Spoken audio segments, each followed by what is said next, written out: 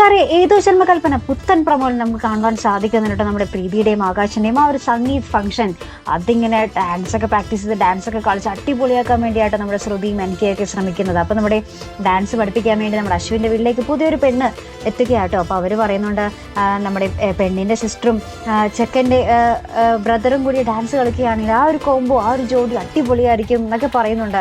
അപ്പൊ നമ്മുടെ അശ്വിനോട് ആ പെണ്ണ് ചോദിക്കും കേട്ടോ, അശ്വിൻ സാർ എങ്ങനെയും ഡാൻസ് കളിക്കണം. അപ്പൊ അശ്വിൻ പറയുന്നുണ്ട് എനിക്കിതൊന്നും പറ്റില്ല, എനിക്ക് കോപ്പറായിട്ടൊന്നും താല്പര്യവുമില്ല എന്നൊക്കെ പറഞ്ഞ് നമ്മൾ വെയിറ്റ് ഇട്ട് കേട്ടോ.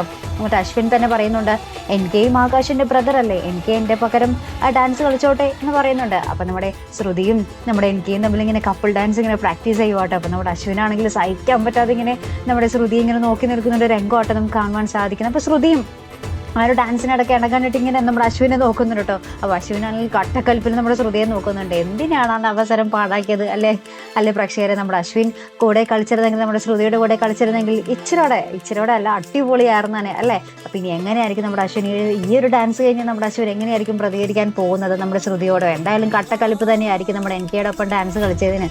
എന്തായാലും നമുക്ക് കാത്തിരുന്ന് കാണാം കേട്ടോ. അപ്പോൾ ഇതുപോലുള്ള പ്രൊമോ റിവ്യൂസിനും എപ്പിസോഡ് റിവ്യൂസിനും ഒക്കെ നിങ്ങൾ മറക്കാതെ ചാനൽ സബ്സ്ക്രൈബ് ചെയ്യുക. അടുത്തൊരു വീഡിയോയുമായി വരുന്നത് വരയ്ക്കും ഗുഡ് ബൈ.